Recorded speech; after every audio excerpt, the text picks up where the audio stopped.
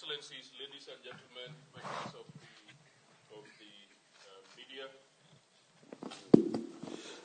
of the media, members of the media, my name is Alhaji Sajoba. I'm the Director of Conflict Management at the African Union. I have the honor to be here this evening with former President of the Republic of Kenya, His Excellency Uhuru Kenyatta, and a member of the AU High-Level Panel for the Horn of Africa.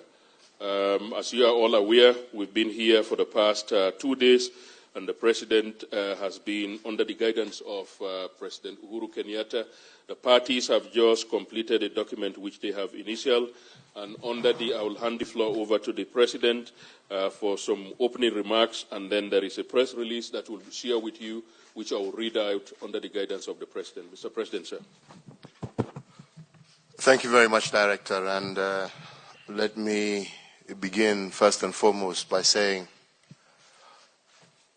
we are very happy and grateful to both parties who have been at the center of the negotiations over the last few months, and to say that we are indeed making tremendous progress, and today is another plus day where the parties have agreed to a series of actions and activities, all aimed at bringing us back to a state of normalcy in Tigray and bringing us back to a state of peace in Ethiopia.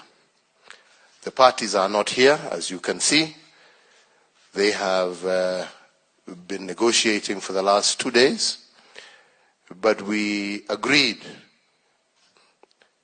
that the true statement that they need to make will be the statement they make when we are in Mekelle in the next few days, observing and verifying the actions. Because documents are one thing, what we want now is the deliverables. And this is why we are heading to Mekelle.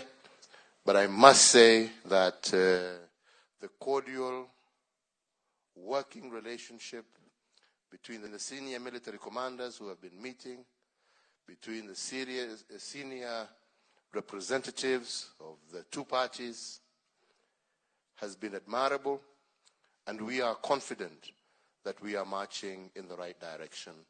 And this will be verified in the next few days as we hope to see Ethiopians celebrate 2023 and their Christmas, which we have just been reminded their Christmas is in January. It's January the 7th. That they shall be able to enjoy not only a new year, but a Christmas of peace with a great deal of hope as to the future of their country and her people.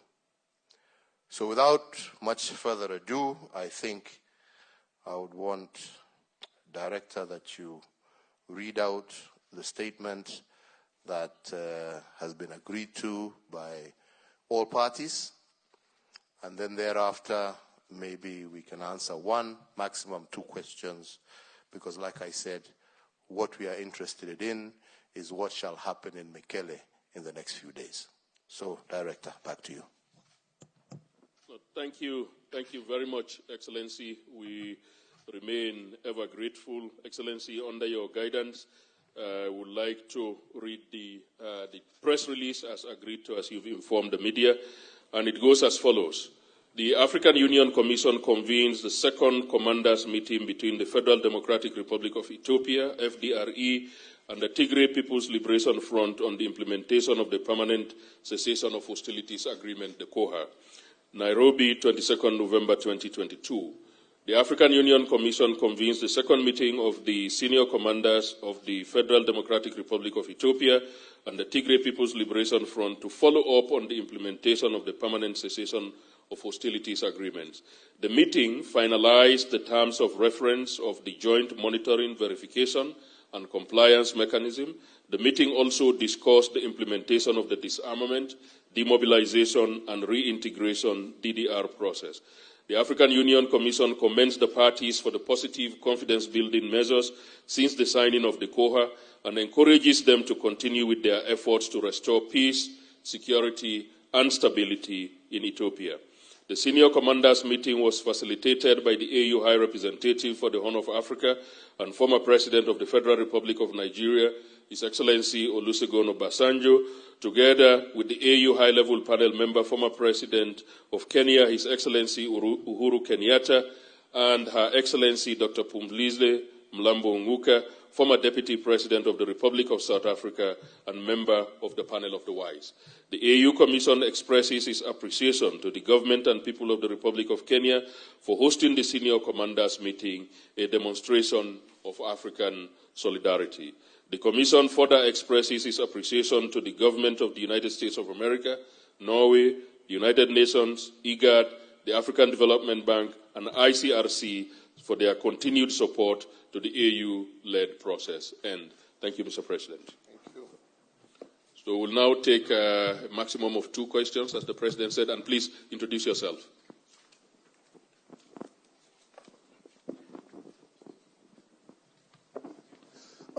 Thank you very much, Your Excellencies. My name is Robert Nagela from China Global TV, Africa. I guess my question is, I'll direct it to Your Excellency. There had been some concerns about the presence of Eritrean troops within the Tigray region, and that they were hampering the process on the ground. You've talked about the disarmament process. Does that cover the Eritrean troops, and was that, or did that come up during the talks? Thank you very much. Thank you, and I think the answer to that is quite straightforward. Part of the agreement that was signed by the senior commanders when they came to Nairobi last time, which is what we are now beginning the process of verifying, did state the removal of all foreign forces from the Tigray region. So without mentioning names or saying this or that, it is indeed part of the agreement that is out there that all foreign forces will be out of the Tigray region. So I think that is already a stated matter of fact, so I don't need to overemphasize that point. Thank you, sir. Yes, you can introduce yourself.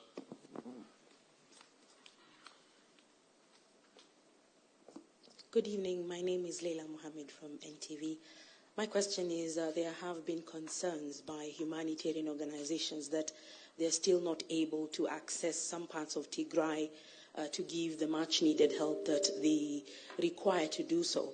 When you go into Mekelle, will this be part of what you will be expecting to see happen in that region? And in today's meeting, have any of those agreements that you made in Pretoria been committed to fully?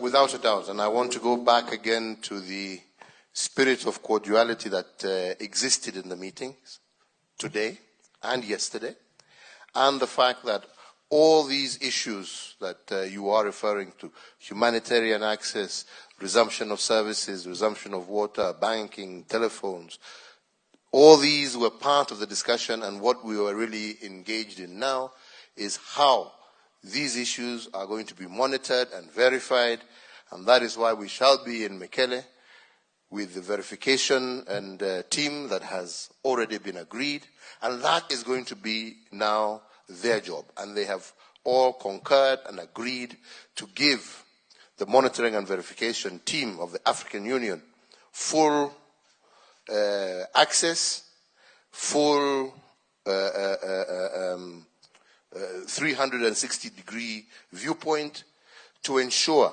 that all the elements of the agreement are actually going to be implemented. So I must say that I am confident that some of these challenges will be addressed because there is now, not now, there has been full commitment, and we have now gone through how do we monitor, how do we verify, and that's why we're going to Mekelle, to ensure that those key elements of the agreement are actually being implemented on the ground. Thank you very much, Mr. President. Okay, so we'll take one last one.